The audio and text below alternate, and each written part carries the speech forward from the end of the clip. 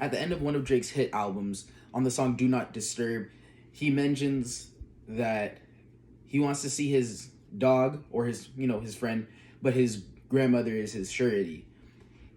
His friend's grandmother was in the hospital at the time, but he wanted to see him and reconnect with him to make sure he was all right. But his friend wanted to be in the hospital and stay with his grandma and not see him. And he was dealing with this constant battle of, I want to make sure that my friend is good, but his friend needs to make sure his grandmother is good. So it's a constant battle between him and his friend, trying to make sure that the people are good in their life.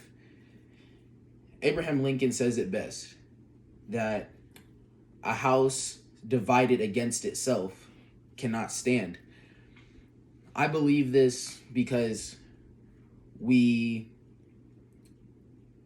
can't deal with life correctly if we're battling against ourselves. We can't have a good relationship if you or your significant other are battling or constantly butting heads with each other. And you can't have a great team if your teammates have no chemistry and they can't work together. Now, team setting.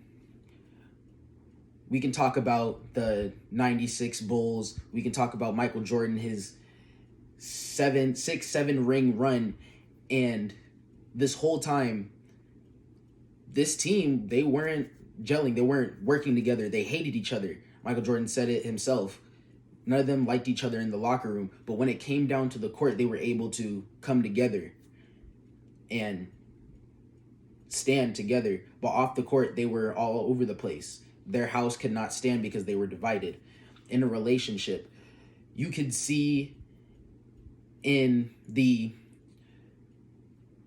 roundtable interview with Jada Pinkett Smith and Will Smith about how Jada got into an entanglement with August Aslana, and you can see the pain and distraught in his face. And as soon as that situation was covered and they had found that their divide had happened, it hasn't been the same. You could see the pain in his face during the interview, that he knew that they were divided and they couldn't stand the same way that they were. And then personal torment, personal distraught, that if you can't have a peace of mind, which is something that's very hard to come by nowadays with the current state that the United States is in and all the things that we have gone through in the past year and a half, that a peace of mind is what's going to keep us together, keep us sane even. Our personal house, our bodies, our minds, our mind, the most important thing that we have aside from our heart that pumps blood through our body, our mind is what allows us to process things, is what essentially our sanity is, and our house, the core of everything. So if our mind is battling, going against each other, tearing itself apart, then we personally cannot stand in confidence and be okay living day to day to day to day and doing the same thing. So a house divided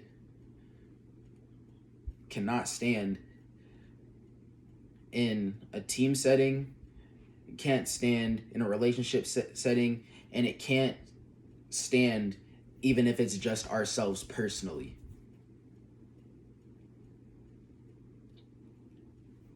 Thank you.